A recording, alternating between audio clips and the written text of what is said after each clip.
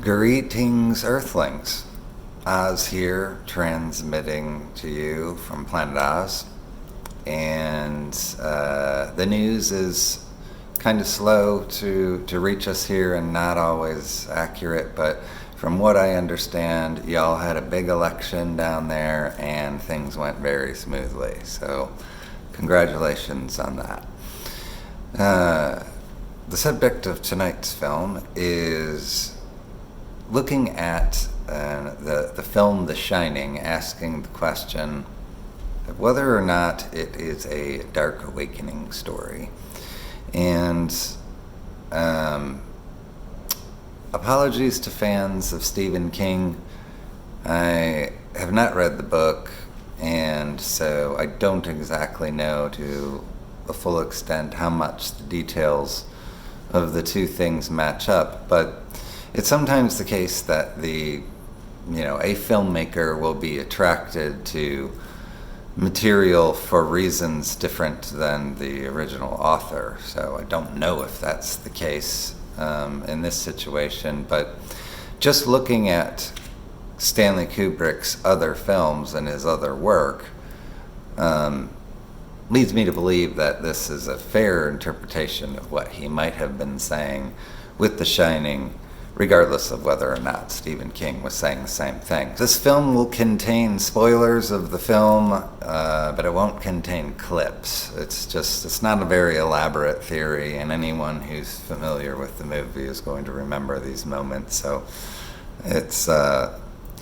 I'll just kind of work through it here. But anyway, the film is very often described as a story about a man, Jack. So there's Jack, his wife Wendy, and their son Danny in the Overlook Hotel. And usually this is pitched as like the story of a man who basically goes insane because of his solitude. Of course, him and Wendy are overlooking this Overlook Hotel. They're the overseers for the winter months while it's closed down. They're the only ones there. So in the isolation, as the interpretation of the film typically goes, in the isolation, Jack loses his mind and then becomes a threat to Wendy and Danny. So on the planetOZ channel, I talk a lot about reincarnation, the law of one, polarity, things like that. Whoa, my projector just went on. I'm like, 1 second. Anyway, so I talk about the law of one, reincarnation, all of that stuff, and I thought it might be interesting to see how that matches up here. It struck me when I was watching the film somewhat recently that it matched up with a lot of this stuff in a really interesting way. So anyway, the story of The Shining is a dark awakening. So basically it would work like this. It's according to the law of one, we have these, in the third density we're making our choice, and then we are increasing our polarity, working on increasing our polarity toward that choice with the intention to ultimately graduate into the fourth density.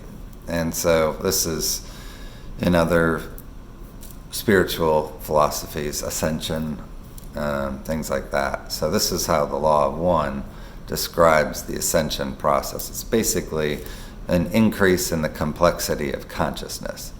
So we did that when we went from plants and animals to human, and we're going to do it again and going from human to fourth density. And so so in this vision, in this understanding, it's not something that's all accomplished in one lifetime. It's something that happens not over and over again, but it's something that is a continuing process over the course of many, many lifetimes.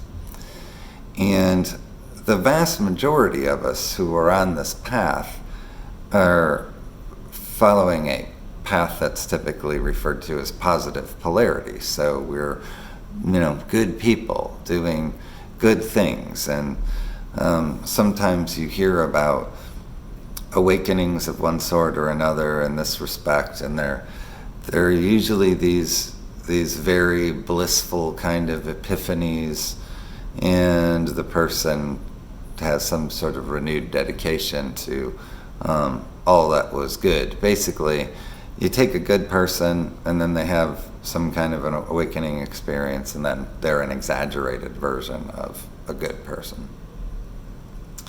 But what is less frequently discussed, and I think might be what Kubrick was going for in the film, possibly Stephen King, is the idea that there is also the dark awakening. In other words, this would be an entity that has already made their choice, perhaps many incarnations before, and has made the choice of the negative pathway. And as it's described in the Law of One, the negative pathway also has an exit from the third density. So from third density, you can exit positive or negative. So you would be basically, there's far fewer souls doing this, but the negative pathway offers you this door if you ascend by negative polarizing in a more negative way. So this would happen over incarnations also. And also, per the rules of the third density, as they're described, this entity would be born behind a veil and not know who they are or what the whole game is or what they're doing. They wouldn't know about their polarity, which they had chosen, what they were pursuing. In fact, it's said that we're able to change in this way. You can change your polarity, you can change direction, you can start pursuing a new course. And in fact, in the Law of One, it describes how in some cases there's also forgetting. You run the risk if you incarnate here. He's talking about people of advanced, people who are advanced spiritually, beings who are advanced spiritually, but they come down here and they incarnate, and you can get lost, so to speak, in the third density. You can get confused, and you can possibly switch or confuse or dilute your polarity, etc., etc. So everyone has to be born behind the veil and then figure out who they are, awaken to who they are somewhere along the line. And so why would this theory and why would a negative awakening match what there is in the story? I'll just this is going from memory, but I'll just riff through the things that I saw in the film that made me think that's what was being said. Well, first there is their setup that Jack has had some issues before they get up there. He's been drinking way too much. There's suggestion that he hurt Danny, maybe got physical with him and hurt him. And this is kind of implied as elements, at least between Wendy and Jack, as to why they're doing this trip and taking this job. It's maybe so that Jack can ease off the booze, focus on his writing, experience some peace and quiet in this empty hotel, and so maybe help him out with whatever he's going through. So there's already an implication that something's sort of coming apart at the seams. And so then Jack goes to this hotel, which we come to understand over the course of the film has some very low vibration to it. Apparently some bad things happen there. And then we learn that it is built on, I believe, an Indian grounds, Indian burial ground, or something to that effect. And at the very end of the film, we see that they show a picture from like the early 1900s, and there's Jack, the caretaker. He's told in the story, he's always been the caretaker, and so maybe he was involved in this decision to build the hotel on Indian burial ground and on sacred land, whatever. But this is, I think, implying also or adding to the idea that the choice has been made. So this would have been a choice he would have made in a previous incarnation, but it falls in alignment with the overall theory that he's negative and he is on a negative pathway. And so now we find him in at the time of the story, and he's starting to fracture a bit.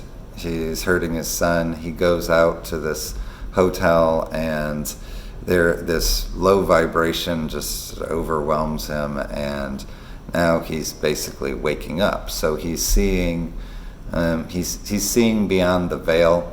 There's a few moments in the film. There's, he goes and he sits and he has a drink at the bar, has a whole conversation with the bartender and another conversation in the restroom. So he's starting to see beyond the veil. He's seeing things, in the traditional interpretation of the film. He's hallucinating this stuff because he's going crazy in the solitude. But in this interpretation, he's communicating with entities on the other side of the veil. So all of this culminates in the end where Jack is chasing Danny through the hedge maze, and he gets lost and he ends up freezing to death. So the freezing to death is also, I think, a suggestion of a very, very low vibrational way to die,